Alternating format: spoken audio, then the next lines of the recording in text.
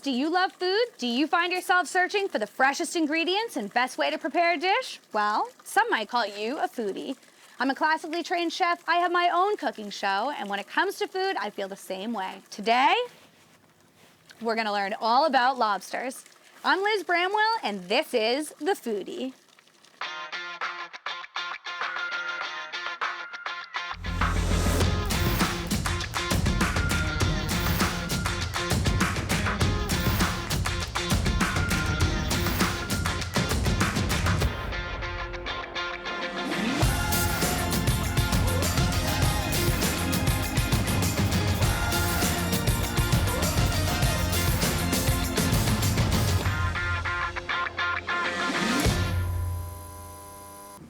So we're here in Maine at the Algonquin Lobster Pound, where Bill and his family have been serving lobster since 1931. Come on, let's take a look around.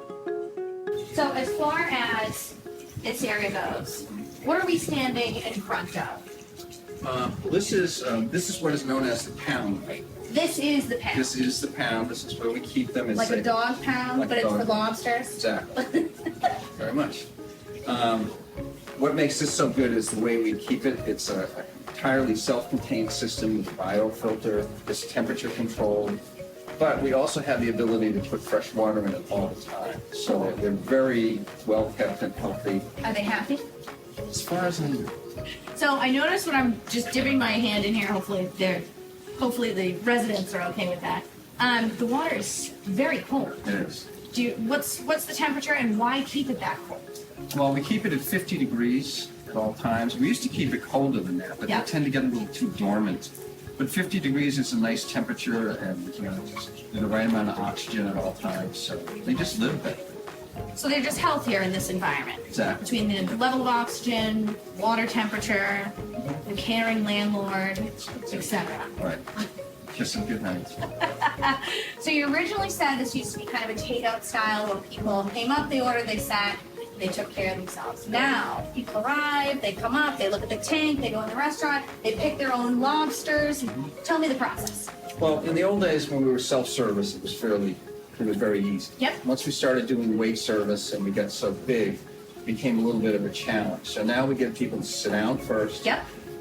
Talk to their waiters so everybody knows we're on the same footing. Yep. And then they come out here with their table number, which we take and pick out their lobsters for them. Yep. And each order goes in its own separate bag. Yep. Then we go over this way. Okay. And we take a number. I was looking at these. They're like dog tags almost. Yes. We call them lobster tags. Lobster tags. Sure. It's a resident tag. We put this with the table number on the bag. Yep. Into the pot. That's what each individual thing is a ring, is for each order. So we throw that in and put the tag on, and then we have someone that keeps track of all of it. So someone associates the table number with the tag number, so you get the exact lobster that you picked out of the tank. Exactly. And which is the most important thing. I was just going to say that. Because there's definitely some little kids who are like, are you sure this one's mine? Actually, there's some adults that say that. Really? Yes. Always an adult, You'd isn't be it? amazed. All right, so we're standing here in front of these pots. One is quite large. The other one is just slightly smaller. They're both at a rolling boil at this point. Right. What's the difference between the two? Okay, well, we cook the lobsters in this one. So lobster is big. Right, and we do this in this one, and the reason is we cook them in seawater. It's the water that comes right out of the tank. And I like to tell people that after you've started cooking for a while, you're actually cooking in lobster juice. You're not cooking in seawater. It's a lovely combination. It's really fantastic. Sounds good. All right, so you have to tell me, and I know there's a size variance, setting that aside, how long do we cook lobsters and how long are we cooking the soft shells? Okay, we cook all our lobsters 25 minutes. And you find that to be the perfect time. And that actually works for all sizes. You could talk to 10 people and get 20 different times you should cook a lobster. Of course. But that's something that we've sort of, over all the time we've done this time, it really works and works well. And when you boil a lobster, it's very, very difficult to cook. Yes. And you don't want to get it undercooked. So, 25 minutes after they come up and out, what happens after that? I did see some guys processing here. Tell me. Okay, what we do is, we're probably the only place that does this that I know of. Yep. Bring them over here. We got two guys with two different knives. Yep. The first one takes the body, Okay. cuts it in half, Yep. and takes the stomach out. Perfect. It's just something you get away. Correct. And over here, this is the skill position. This is something you have to learn. We crack the claws at every knuckle and the main claw so that you don't need nut crackers. The reason is nut crackers are for nuts, not for lobsters. That is true. Do that. But I did not know that. then every order goes on the tray with lobsters, and then the table number that the customer came out with goes on the tray and gets taken into that. So you just have like a food runner bring it in. That's just eliminates mistakes. I know exactly where they're going. It's always perfect. Then we keep track of sizes for people so everyone gets what they want. Yep. Do you know what you're doing there? So I think I do. However, I'm going to really clarify this. Alright. That one is a female. And the reason is females generally have smaller claws and broader tails.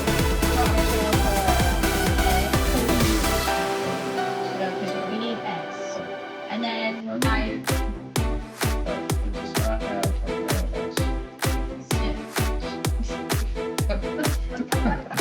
Here's a good example of a male though. And the claws Oh my really god. See how much bigger those claws They're are? huge. Yeah. Okay, how much do these guys? Okay. A little bit. A little more. 14, 4, 3. I think that that 1 1/4, 4/6. 4, 6. That's pretty close. I think they are hardly up. Yeah, just because. For me at least. Now, do you prefer a younger lobster or an older lobster for eating? We tell everybody, and I believe this, size has nothing to do with taste or tenderness. My uncle used to say that. It just absolutely doesn't. The bigger ones are just as good as the small ones. It's more about how much you want to eat. Right. So tomorrow my plan is this. Going out of Perkins Cove with Josh and we are lobstering. Any advice for me? Get up early, go to bed early, and you're going to have a lot of fun. Hey guys, when we come back, we're going out of Perkins Cove to go lobstering.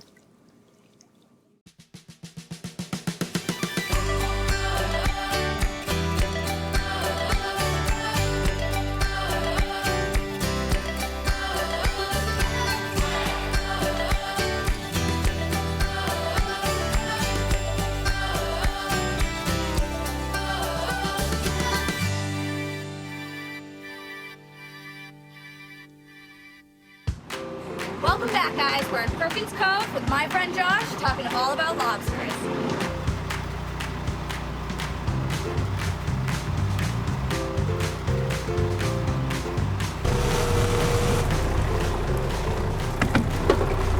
I know this is a random question to ask, but on average, how many lobsters do you usually find in a trap? Like, how much will that feed? Will it all come in? You get a, you're really doing bad, you get like 1 or 2 a trap. Yep. And you got profits here. So Or you got 0. Yeah, 0 blanks. That happens a lot in the spring, just hauling blanks. Ooh, So this one eggs. has eggs. Yeah. And this doesn't have a V. So, So we're gonna what take do we do? we're gonna take this Yep. and pull it through. Perfect. Gives it a V, toss it back on its top side so the eggs don't flake off. This one's good. This is kind of example where, see how it's kind of turned differently? That's Yeah. like it was feed at one time. Not breeding anymore. So now you can keep it. How old are they usually, or does it really just depend on size? 7, 8 years to become legal. So in a way, I've been told, University of Maine, Orono does a bunch of research on lobsters. We only catch 10% of what go in. Okay. So in a way, we're like keeping it going, Yeah. So what is this tool called that you're using? This is a measure. So back of the eye socket, 3 1/4 inches. Yep. And then if we get a big one, it'll be 5 inches. So it's got to be in between the eye socket and the back. Awesome. So hopefully we can find a big one to show you. You remember how to measure? I don't know how to measure, so show Okay. me. So from Back the of eye socket. Yep. All right, so show me where it's supposed to end. So stay right on the back. Okay. That's good. Awesome. Okay, so that's what you're talking about. Yeah. So it goes in the eye socket, right? Yep. No, Just like so that? hold it like underneath. Yep, Here? back of the eye socket and make it like a straight line. Well, that's a great example. Not? What? Not? Yeah, that's good. Are you sure? Yeah.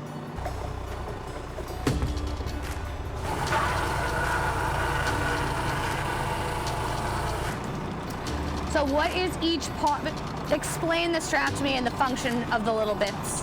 Okay. Lobsters come in here. They feed on the bait. We call this the kitchen. This is the back of the trap. They work their way this way. After they feed and move on, they have a harder chance of getting out. And we have vents here. So you have all the sublegals and shore lobsters, maybe fish and crabs can get their way out of there when they know they're stuck. Is that also how they get in? No, they'll typically just be going out of there.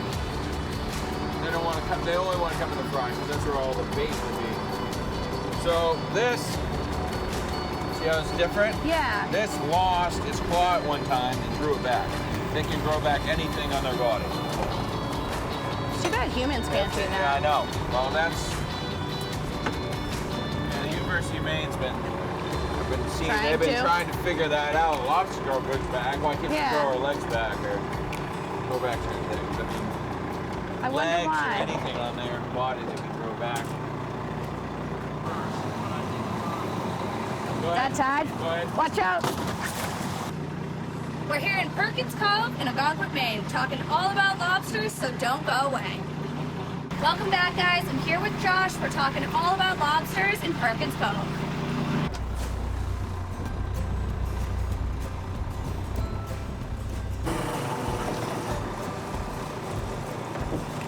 That's a crab. That's a Jonas crab. Hey. Those hard to get bit by. Come on, friend. I'll take your finger right off.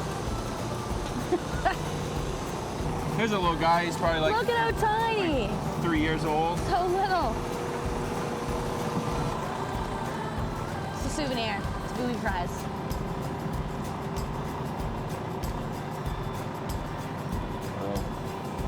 Thoughts? That's hard shell there. See how it's black on the back of the claws? Yeah. That's from it all scraping on the rocks. Interesting. That's a better example there. See how black it is on the back of the claws? Probably have a soft shell in there. Oh yeah, so what's up with the coloring? Is that just what they eat? Or is that like a genetic defect? Yeah, it's nothing to do with what they eat as far as I know. But I've gone the blue one before. I've gone quite a few calicos, which is like the yellow orangey ones. Those are probably the most popular ones. Yep. What is that tool called? Bander. It's a what? It's a bander. A bander. Yep. So, you know, like the measuring tool is a measuring tool and the bander is a bander? Exactly. Simple folk. You have any good recipes on cooking lobster? I do. I have plenty of them. Actually, I just taught a cooking class on Wednesday. I did a sweet corn and ricotta stuffed ravioli, a little bit of Parmesan cheese, chive, egg, simple, and then tossed it with fresh picked lobster, tomato, and some grilled corn. Yeah. Yeah. Nice. Yeah. So what's the largest lobster you've caught? This is a 3-foot trap. We've had one that's been pretty much the whole length, maybe minus a couple meshes. So I don't know, I'd probably say it weighed. I've seen like a 15 or 16-pound lobster from Canada before, and it was typically around that size. So I'd say something around that size. That is it. And it fit in one of these traps, you know. So they really worked their way in there to get something to eat. Once we get back, where do the lobsters go? What happens to the lobsters? We're gonna put them in a crate, and then we're gonna bring them to the market. Yep. The buyer is gonna take them, and then they'll distribute them to the restaurants, and then some will end up big up the lobster pound, and hopefully you guys get to enjoy them. We shall. On a step. You gotta show me what's up. Just drive. Don't worry about this stuff. Sorry. Good. Just this? Yeah. You got it. Don't worry about this. This is very exciting. I'm gonna try not to take out any buoys. Yeah, Oh, this jump is in tough. one.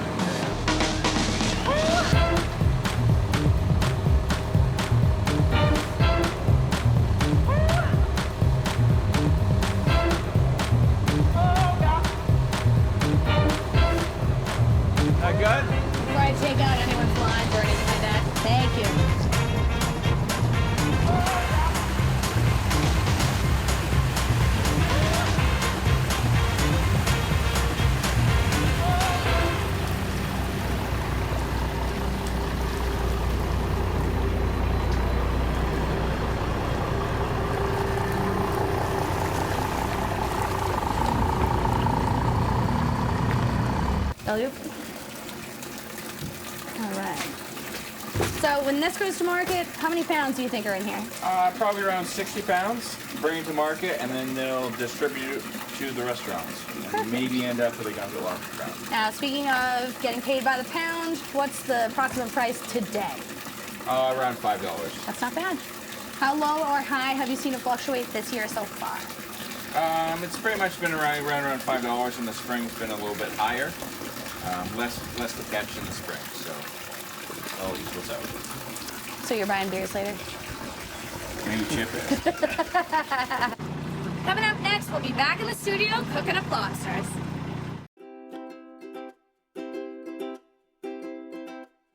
Hey guys, welcome back. We're here inside the studio kitchen where I host my live cooking show every week. And now we have the opportunity to go through some of my favorite lobster dishes.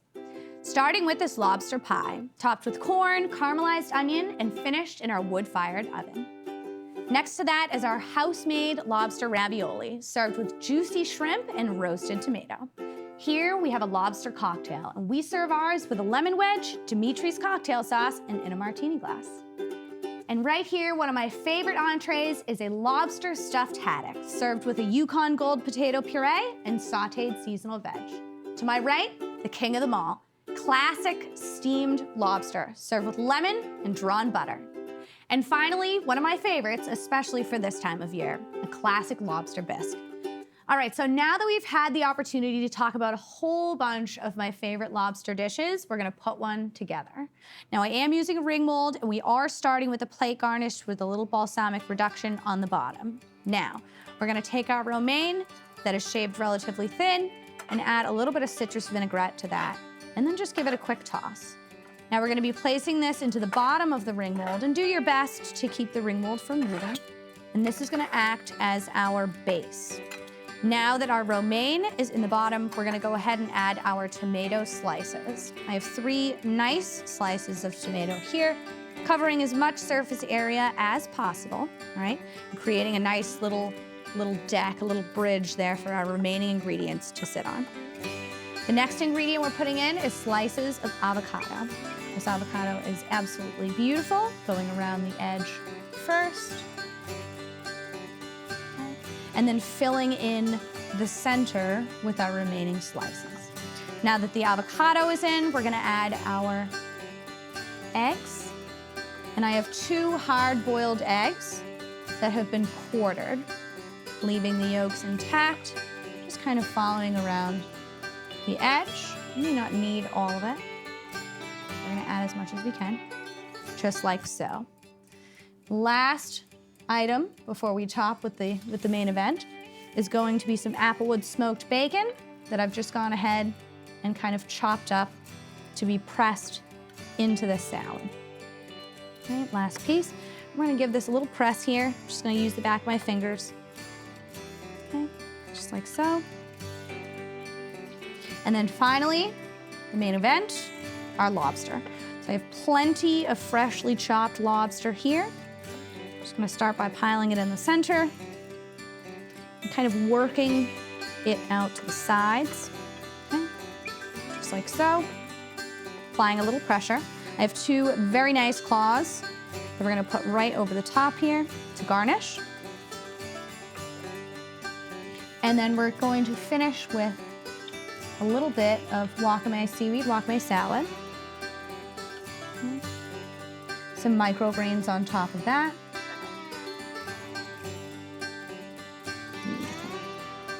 And then a little bit of cracked black pepper around the edge of the dish.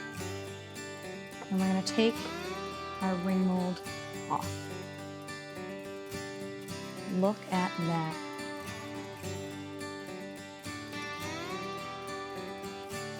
So I had a blast at Perkins Cove with Josh and Chip and a fantastic time at the Ogunquit Lobster Pound with Bill Hancock. Join me each week as we visit my favorite suppliers, vendors, and chefs around New England. I'm Liz Bramwell, and this is The Foodie. I'm Liz Bramwell, and this is The Foodie. come meet me inside the studio kitchen at Bar Rustic in Kingston, Mass. And visit us on our website at thefoodie.show.